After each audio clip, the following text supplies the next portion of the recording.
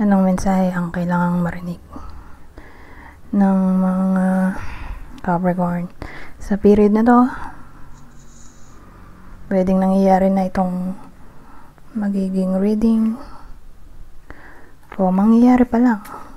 Kung hindi man para sa inyo itong magiging reading, di baka para sa someone na malapit sa inyo o kakilala nyo mismo. Baka may lumabas na gender mamaya, gawin nyo na lang energy, masculine at feminine energy.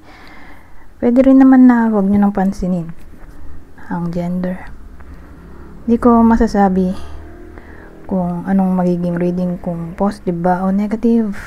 Depende sa kung anong mapipick up kong energy. Walang masama kung papanoorin ang sun, moon at rising sign, kasi baka alin man sa mga yan ay mag-resonate na sa sitwasyon nyo.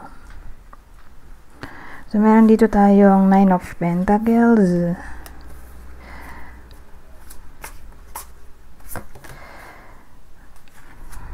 Four of Cups, at Ace of Wands. Kaya lang sa gabal tong ilaw, madilim naman.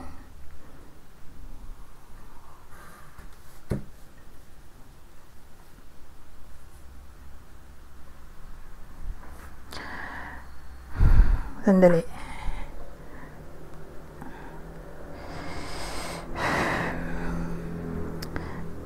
Sa gabal talaga yung ilaw, madilim naman.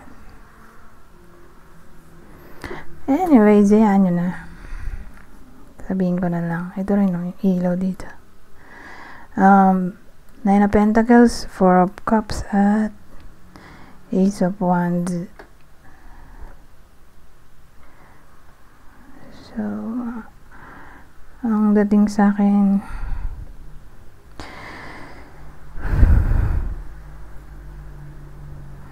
may darating na somewhat opportunity sa iba sa inyo. Sabihin natin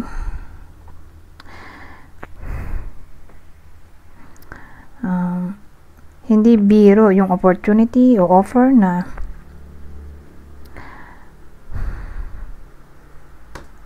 pwedeng mangyari dito sa 9 of Pentacles, kasi yung iba pwedeng promotion to, kaya lang ayaw nilang ma-promote. May taong ganun, ayaw ma-promote kasi pares lang naman ang sahod, diba?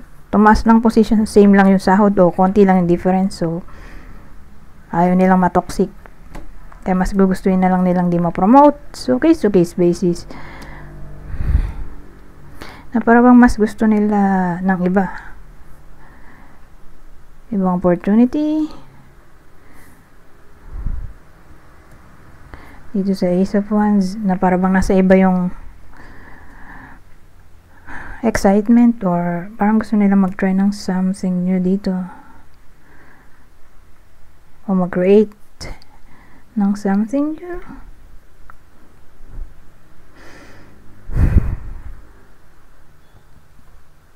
So again, para sa selected few people lang to, itong part na to. Anyways,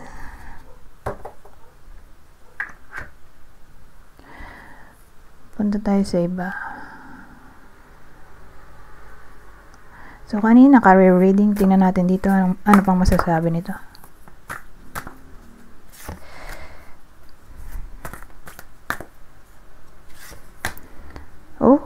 Karma, past love, oh.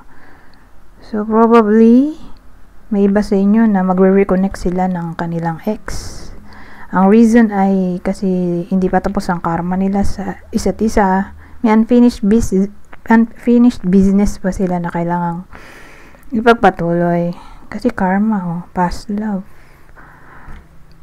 So kung dito, ex, halimbawa, walang ex na dumating sa period na to, edi baka may mamit ang iba sa inyo, mamit na someone new, pero galing yun sa past life ng iba sa inyo. So dun sa past life, dati silang mag-lovers. So past love sila sa past life. na pinagtay ulit sila together dito sa present life para isolve tong karma nilang dalawa, na sila lang din dalawa ang makakaayos.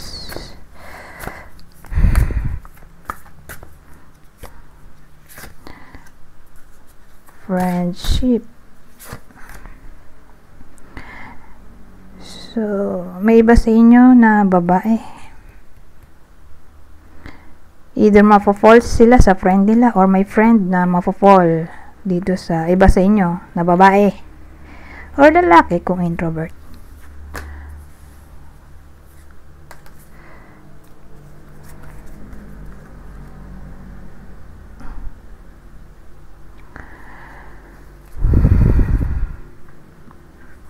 Teka, tanggalin ko lang to. Tapos na tayo dyan. Asan yung isa? Ito. Pang mensahe ang makukuha natin dito. So, 3 of Swords, pero baliktad. Tumalon din to. Baka may meaning. 3 of Swords, baliktad dito tayo. Nakatayo tong dalawa. Queen of Pentacles at 3 of Pentacles.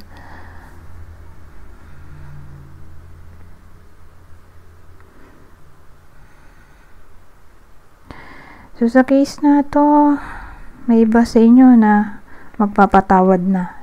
Ang reason ay dahil nagpaka-practical at willing na makipag-collaborate o teamwork o makipag-cooperate. Ano kaya tong 3 of Pentacles na to? So, 3 of Pentacles natin ay upright na 5 of Wands.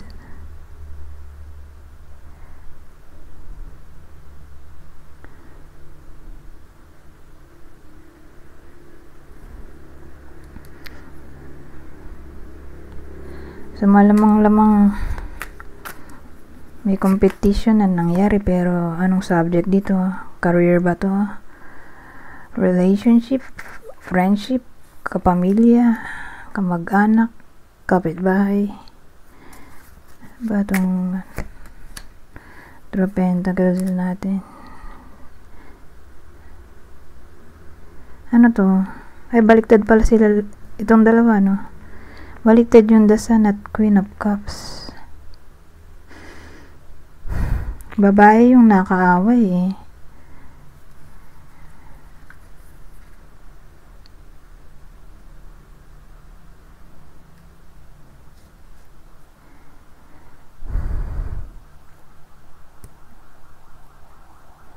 So probably someone na malapit kasi may The Sun dito eh.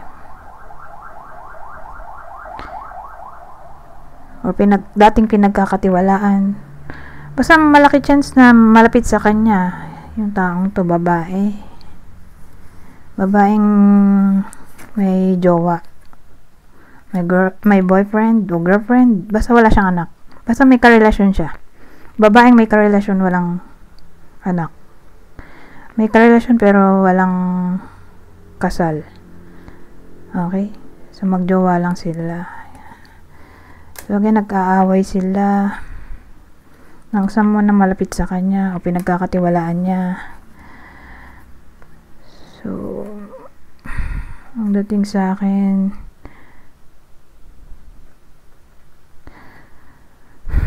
may competition na nangyari, conflict, rivalry, tension, disagreements.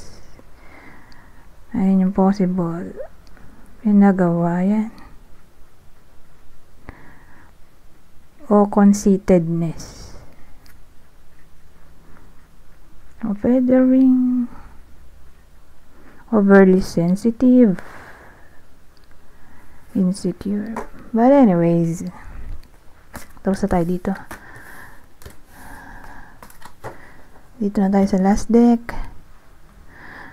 Ano pang masasabi nito?